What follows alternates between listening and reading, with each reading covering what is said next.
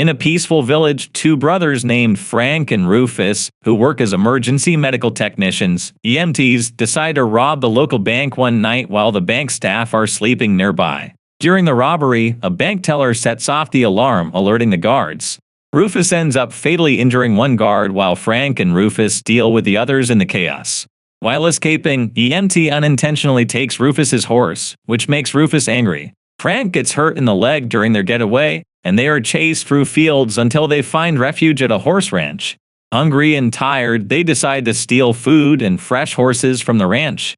Frank wants to be careful, but Rufus disagrees. EMT sides with Frank, ignoring Rufus's objections.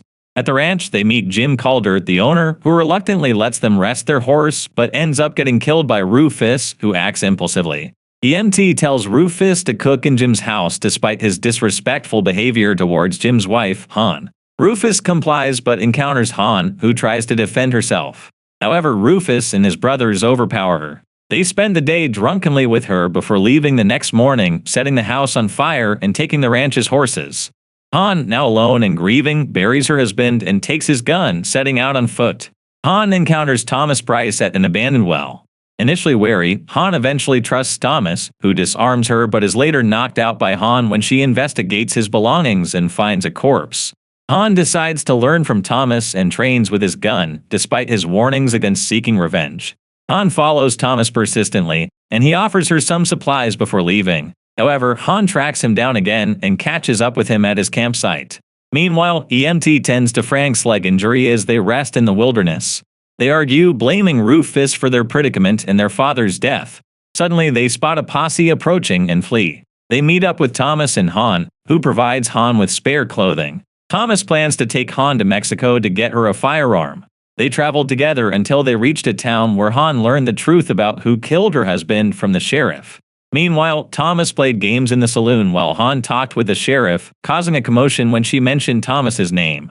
People recognized Thomas, and when someone threatened them, Thomas quickly took care of it. He showed the sheriff the body to claim the reward. Though the sheriff was skeptical at first, he paid up, knowing Thomas's reputation. They continued their journey, and Thomas told Han about their plan to meet Bailey, a gunmaker in Mexico. Bailey welcomed them into his home. Meanwhile, the Clemens brothers struggled to survive in the wilderness while Bailey made a weapon for Han. Thomas started training her. Bailey noticed Thomas's growing feelings for Han, but Thomas didn't realize it. After days of training and crafting, Bailey tested the gun he made. However, he got worried when a stranger brought another gun for inspection with recent changes. Bailey later gave Han her customized gun and explained how to use it. Thomas taught her how to handle it properly, and they practiced shooting together, even though she found it frustrating. Later, they shared a moment by the shore. Days later, Han noticed Thomas spending time with Bailey's children, making her think about his complex nature. Their peace was interrupted when bandits attacked, and Thomas and Han defended the home. During the fight, Han hesitated, needing Thomas's help. After the skirmish, the surviving bandits ran away. Meanwhile, the brothers failed at their robbery attempts, leading to their escape. Bailey said goodbye to his friends as they left, unaware that a preacher had noticed them passing by an abandoned prison. In the town where the brothers were heading, Thomas tried to discourage Han from seeking revenge, but she remained determined. Their argument got worse, leading to a painful goodbye as Thomas left, leaving Han in tears. Thomas walked out of the hotel but stopped when he saw the Clemens brothers arriving. He watched as they argued about having no money. EMT and Rufus went to the saloon while Frank got a haircut, leaving Thomas to confront him alone, catching him off guard. The bounty hunter told Frank to give up his weapons and showed him his own wanted poster. Frank had a $100 reward on his head, so Thomas suggested they go to the sheriff's office peacefully. Just then, EMT and Rufus came out of the saloon and saw them. EMT aimed his weapon at the bounty hunter, but Thomas shot first, hitting the bounty hunter. EMT threw his weapon and dodged a bullet, allowing the brothers to escape. Han saw Thomas collapse from her window and rushed to help him. With the townspeople's assistance, they took him to her hotel room to rest. Tearfully, Han admitted she was a terrible liar, and Thomas joked that she wasn't great with weapons either. He warned her that the brothers would harm her, so he asked her with his dying breath not to come after them anymore. Before she could answer, Thomas passed away, leaving Han to mourn him. Despite her mentor's advice, Han refused to give up. She went to the saloon and asked the bartender where the Clemens brothers were. He said he only knew where Frank was, and he was upstairs in one of their rooms. Han went upstairs, broke into Frank's room, and found him with another person. Despite having the advantage of being unarmed, Han decided to make it a fair fight and returned Frank's gun belt to him. When she declared she would take him out, Frank laughed and they faced each other. Han managed to draw her weapon first and shoot, but Frank wounded her shoulder. Remembering Thomas's encouragement and the terrible things the brothers did to her, Han's anger fueled her. She shot again, sending Frank crashing out the window to his death. The town sheriff gave Han the reward for killing Frank, and she had her wound tended too. She returned some of the money to cover Frank's funeral expenses, showing respect for the dead as Thomas had taught her. The sheriff warned her about Frank's brothers, but Han remained and faced. After Frank was buried, his brothers visited his grave. Yendi was furious and wanted revenge. He noticed diggers nearby and pushed Rufus to find out what they were doing. Rufus learned that a woman paid them to prepare 2 more graves, realizing it was the same woman who killed Frank. Yendi concluded she was still in town. Back in town, Han enjoyed her reward and bought some perfume.